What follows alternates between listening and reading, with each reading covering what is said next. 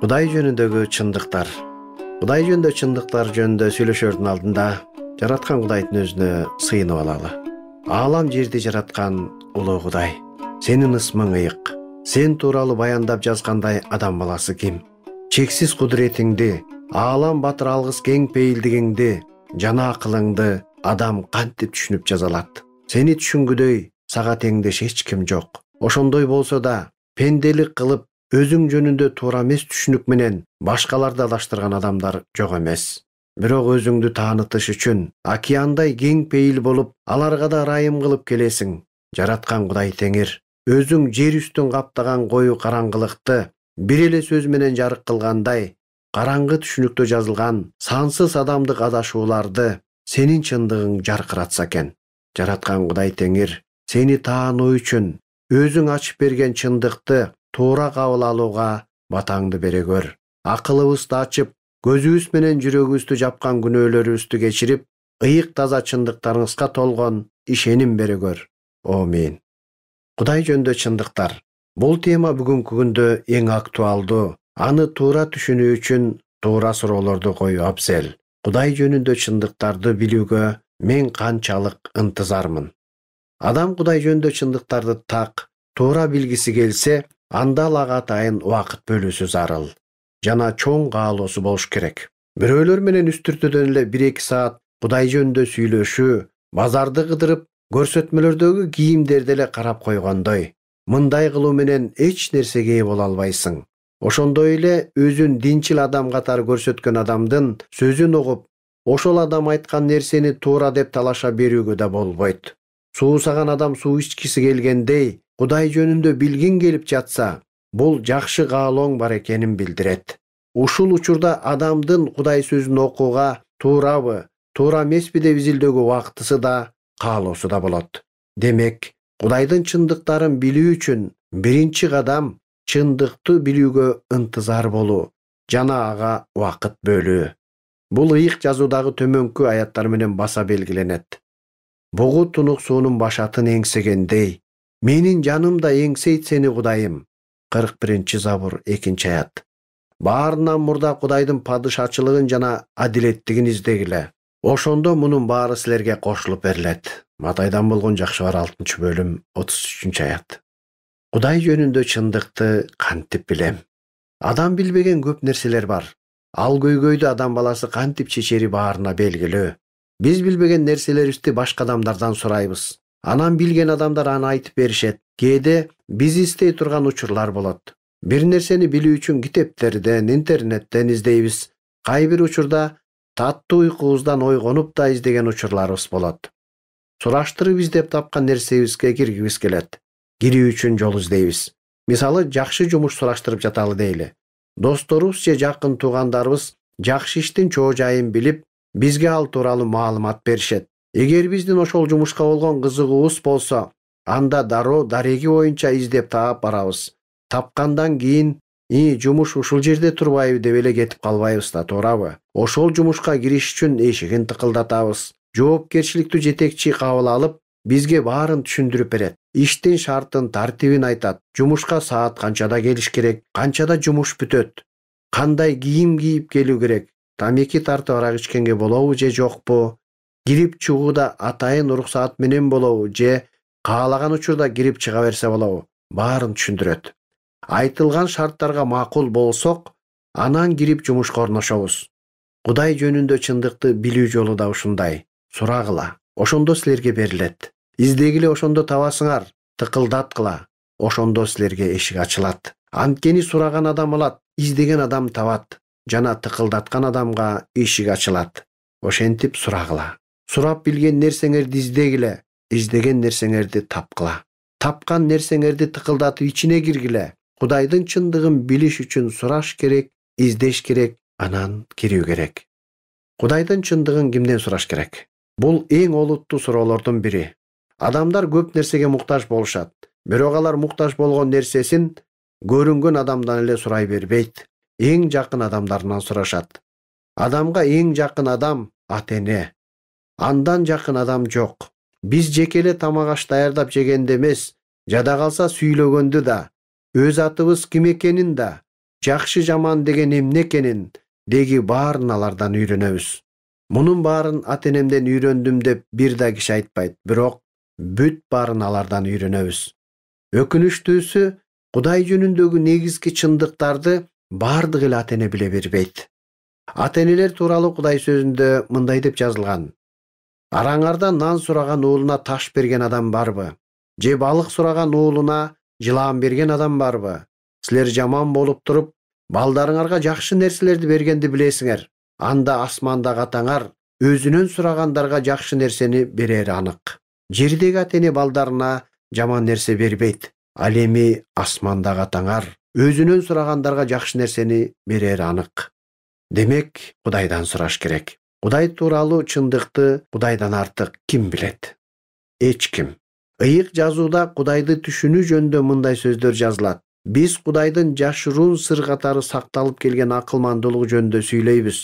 Биздин даңкталышыбыз үчүн Кудай аны дүйнө жаратыла электен мурун эле белгилеп койгон. Ал акылмандыкты бул дүйнөнүн бийликтегилеринин бири да түшүнгөн жок. Түшүнүшсө даңктуу теңирди айкашчыгачка кадашмак эмес. Ыйык жазууда жазылгандай, Кудай өзүн сүйгөндөргө көз көрбөгөн, кулак укпаган, адамдын оюна да келбеген нерсени даярдап койгон. Бизге муну Кудай өзүнүн руху менен ачып берди. Анткени рух бардыгын, Кудайдын улуу сырларын да билет. Адамдын оюнда эмне бар экенин ким билет? Адамдын ичинде рухтан башка эч ким билбейт. Ошол сыяктуу эле Кудайдыкын да Кудайдын рухунан башка эч ким билбейт. Кудайдын бизге эмне бергенин билишибиз үчүн биз бул дүйнөнүн рухун эмес, Кудайдын рухун кабыл алдык. Биз аны адамдык акылмандык аркылуу үйрөнгөн сөздөр менен жарыялап жаткан жокпуз. Ыйык рух аркылуу үйрөнгөн сөздөр менен рухий адамдарга рухий тилде жарыялап жатабыз. Табигый адам Кудайдын руху ачып берген чындыктарды кабыл албайт. Анткени ал муну акылсыздык деп эсептейт. Ал муну түшүнө албайт. Анткени бул жөндө рухий ой жүгүртүү керек. Рухий адам бардыгы жөндө ой жүгүртө алат. Бирок ал адамга эч ким баа бере албайт. Кудайды үйрөткүдөй, анын акыл оюн ким билиптир? Ал эми бизде Машаяктын акылы бар. Адам өз акылы менен Кудайга ишенмек турсун, анын душманы да болуп калуу коркунучу бар экендиги жазылган. Негизги чындыктарды түшүнүш үчүн Кудайга сыйынуу керек. Ошондо аны таанып билүү үчүн адамга Кудайдан акыл берилет. Ал акыл адамдык акылдан жогору. Адамдык акыл болсо пенделик түшүнүк менен Кудайга баа берүү болуп эсептелет. Анткени алар мен ушундай ойлойм, мен ушундай ишенем, атактуу адам ушундай деген, бул окумуштуу же тиги падыш айткан деп адамдык түшүнүктү жогору коет. Ал эми Кудайдан келген акылмандык Кудайдын мурун ачып берген чындыктарына негизделет. Кудай жөнүндө чындык бир эле адамга ачылбайт. Ал көп адамдарга ачылат. Бирок ал адам жаралгандан баштап акыр заманга чейин ошол бир эле чындык боюнча калат. Орто жерден таптакыр башка болуп өзгөрүп кетпейт. Анткени ыйык жазууда даанышмандардын даанышмандыгын жок кылам, акылмандардын акылын четке кагам деп жазылган. Даанышман кайда? Мыйзамды окутуучу кайда? Бул дүйнөнүн акылдуусу кайда? Бул дүйнөнүн акылмандуулугун Кудай акылсыздыкка айландырган жокпу? Өзүн акылман санаган бул дүйнө Кудайды Кудайлык акылмандуулук боюнча тааныбай койгондуктан Кудай ишенгендерди акылга сыйбаган сөз аркылуу куткарып алууну туура тапты. Ошентип, Кудайдын чындыгын кимден сураш керек деген суроого биз Кудай сөзүнөн, Библия китебинен деп жооп алсак болот. Анда адам жаралгандан баштап акыр заман болгонго чейинки окуялар толук жазылган. Адам чектелүү гана акылга, денеге ээ болгондуктан анын ою түшүнүгү да чектелүү. Ыйса адамдар менен сүйлөшкөндө, мен силерге жердегини айтсам түшүнбөйсүңөр, асмандагын айтсам кантип түшүнөсүңөр деген. Айып китебинде болсо, Кудайды сен изилдөөң менен таба аласыңбы? Кудуреттүү Кудайды толук түшүнө аласыңбы? Ал асмандан да бийик, эмне кыла аласың? Ал өлгөндөр жаткан жайдан терең, эмне биле аласың? Анын ченеми жерден узун, деңизден кенен деп жазылган. Айып китеби 11-бөлүм 7-аяттан 9-аяттын аягына чейин. Кудай жөнүндө чындыкты Ыйса Теңир толук билет. Жана Кудайды адамдарга ал гана ачып бере алат. Бир дагы пайгамбар Иса теңир айткандай айткан эмес, айта да алышпайт. Иса сөзүн андан ары улантып мындай деди: Ата, асман менен жердин теңири муну даанышмандар менен акылмандардан жашырып, наристелерге ачып бергениң үчүн сени даңктайм. Ооба ата, анткени сенин тилегиң ушундай болчу. Мага баардыгын атам берген. Уулду атадан башка эч ким билбейт, атаны уулдан башка. Уул кимдерге ачып бергиси келсе ошол адамдардан башка эч ким билбейт деп айткан. Бул Кудайдын чындык сөздөрү. Исадан башка Кудайды эч ким ачып бере албай тургандыгын бул аяттар ырастап турат. Жогорудан келген баарынан жогору. Бул дүйнөдөн келген, бул дүйнөгө таандык. Ошондуктан дүйнөдөгүнү сүйлөйт. Асмандан келген баарынан жогору. Ал асмандан көргөн укканы жөнүндө көйлөндүрөт. Бирок анын көйлөндүрүүсүн эч ким кабыл албайт. Ал эми анын көйлөндүрүүсүн кабыл алган адам Кудайдын чындык экенин далилдеди. Кудай жиберген адам Кудайдын сөзүн сүйлөйт. Анткени Кудай рухту ченемсиз берет. Атасы уулун сүйөт, ошондуктан баардыгын анын колуна берди. Кудайдын уулуна ишенген адам төөлүк өмүргө ээ. Ал эми ага баш ийбеген адам өмүргө ээ болбойт. Кудайдын кааранын үстүндө болот. Иса жогорудан Кудайдан келди. Анткени мен өз каалоомду эмес, мени жиберген атамдын каалоосун аткарыш үчүн асмандан түштүм. Тооратта мындай деп жазылган: Ошентип биринчи адам ата тирүү жан болуп калды. Ал эми акыркы адам өмүр берүүчү рух. А дегенде табигый адам, андан кийин рухий адам келди. Топурактан жаратылган биринчи адам жерден, экинчи адам асмандан келди. Жердеги адам кандай болсо, жердегилер да ошондой. Асмандан келген адам кандай болсо, асмандагылар да ошондой. Азыр жердеги адамдын бейнесин алып жүрөбүз, кийин асмандан келген адамдын бейнесин алабыз. Адамдын жашоосу жердеги жашоо менен эле бүтпөйт. Ал түбөлүктө биз Кудай менен болушубуз үчүн Иса асмандан келген. Биз азыр бир болгон окуя жөнүндө бөлүшө кетели. Бул башка жерде, башка өлкөдө жана 2013-жылы болсо дагы бүгүнкү күндө биздин өлкөдөгү болуп аткан окуяларга абдан түз жана тарбиялуу мааниси бар. Ошондуктан ошол жөнүндө бөлүшө кетели деп чечтик. Бул интернет булактарынан алынган. Бир апанын өзүнүн баласына телефон сатып берип, ошол телефонду колдонуудагы келишим түзгөндүгү жөнүндө жазылат. Ошол учурда iPhone 5 телефону жаңы чыгып аткан болгон экен, ошондо сатып берип, өзүнүн уулу менен ушундай келишим түзөт. Ошол окуяны карап, биз да өзүбүздүн балдарыбызга туура мамиле кылалы. iPhone 5 келишим же эненин акылмандуулугу. Ушул жаңы жыл түнүндө бир америкалык үй бүлөдө таң каларлык окуя болду. 13 жашар Григорий Бёрли апасынан өзгөчө азыркы замандагы ар бир эле бала алууну самаган белек алды. Жанел Бёрли өз уулуна аппак iPhone 5-ти тартуу кылды. Келишим болбогондо окуя ушинтип аяктаса болмок. Бул келишимди Жанел өз уулу Григорий үчүн түзгөн. Ошондуктан ал аппаратты пайдалана баштаардан мурун келишимге кол коюуга мажбур болду. Сүйүктүү уулум Григорий, жаңы жылың менен. Эми сен бул аппараттын сыймыктуу ээси болосуң. Сен жакшынакай, андан да жоопкерчиликтүү болуп өстүң. Мына 13 жашка да чыгып жатасың. Сен ушул белекке татыктуусуң. Бирок аны алуу үчүн бул шарттар менен көрсөтмөлөргө макулдугуңду билдиришиң керек. Сенден суранаарым, бул келишим шарттарды көңүл коюп окуп чык. Мени туура эле түшүнөсүң деп ойлойм. Анткени менин эне катары өз жоопкерчилигим бар. Сени билимдүү, дени сак жигит кылып өстүрүшүм керек. Сенин коомчулукка керектүү жана заманбап технологияга көз каранды эмес, туура пайдалана билген инсан болушуңду каалайм. Төмөндөгү шарттарды аткарбай койсоң, анда телефонго ээлик кыла албай каласың. Мен сени ушунчалык жакшы көрөм жана мындан ары бири-бирибизге тынбай маалыматтарды жөнөтүүнү чыдамсыздык менен күтөм. Ошентип, келишим шарттары. Биринчи, бул менин телефонум. Мен аны сатып алдым. Акчасын мен төлөдүм. Болгону сага пайдаланууга берип жатам. Экинчи, мен телефондун жашыруун белгисин дайыма билгидей болоюн. Үчүнчү, ал шыңгырап жатса дароо ал. Бул телефон. Алгач учураш. Адептүүлүктү унутпа. Эгер апам же атам деген жазуу чыгып жатса, телефонду албай койгон учуруң болбосун.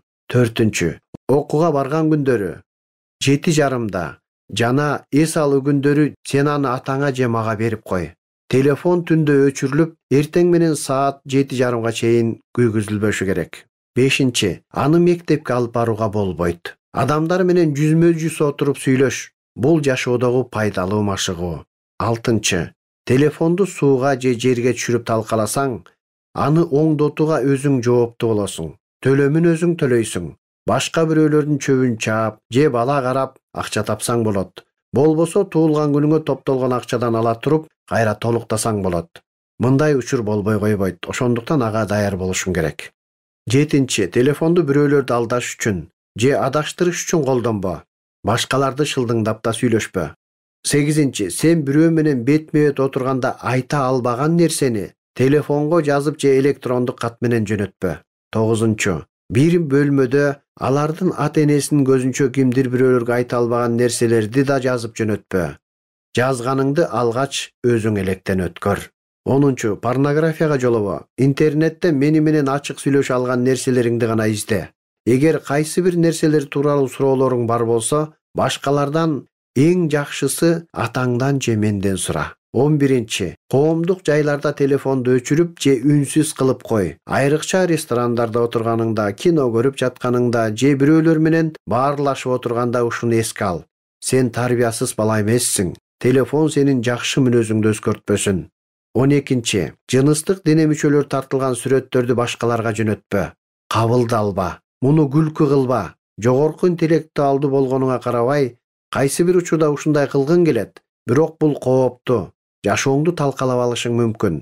Бардык учурда бул жаман идея деп ойлон. Кибер мейкиндиги өтө чоң. Сенден алдаганча күчтүү. Бул сыяктуу нерсени анын ичинде жаман атка ээ болууну эч жогото албайсың. 13. Сүрөттөрдү, видеолорду жайнатып эле тарта бербе. Бардык нерсени документтештирүүнүн зарылдыгы жок. Андан көрө жашоодо таасирленген нерселерден рахат ал. Ошол нерселер өмүр бою эсиңде сакталат. 14. Кээде телефонду үйгө калтырып коюп, өзүңдү ишенимдүү алып жүр. Ал тирүү жан эмес. Сенин бир дене мүчөң дагы эмес. Ансыз жашоого үйрөн. Бир нерсени өткөрүп жиберчүдөй болгон коркунуч калтырбай күчтүү бол. 15. Классикалык музыкаларды жүктөп ал. 16. Мезгил менен сөз оюндарын ойноп баш катырмаларды чечмеле. 17. Аяламга көз сал, айланаңды терезеден кара, чымчыктардын сайраганын ук. Жөө басып сейилде, бейтаныш адамдар менен баарлаш, интернеттин жардамысыз эле. Бардык нерсе тууралуу өзүң ой жүгүртө бил. 18. Кайсы бир күнү сен шарттарды бузасың. Ошондо мен сенин телефонуңду алып коем. Экөөбүз отуруп алып ошол нерселер тууралуу сүйлөшөбүз. Биз баарын кайра башынан баштайбыз. Сен жана мен, биз дайыма үйрөнөбүз. Ушул нерсени унутпа. Мен сен тараптыкмын. Сен экөөбүз чогуу аракеттенебиз. Сен ушул шарттарга макул болосуң деп үмүттөнөм. Бул жерде жазылган көрсөтмөлөрдүн көпчүлүгү телефонго эле эмес, жалпы эле өмүрүңө да тиешеси бар. Сен тез жана дайыма өзгөрүлүп туручу дүйнөдө чоңоюп жатасың. Ал бир эле учурда эң сонундагы, азгырмадагы. Туура акылмандыкка ээ бол. Мен сени жакшы көрөм. Сен өзүңдүн жаңы телефонуңду кубаныч менен пайдаланарыңа ишенем, апаң.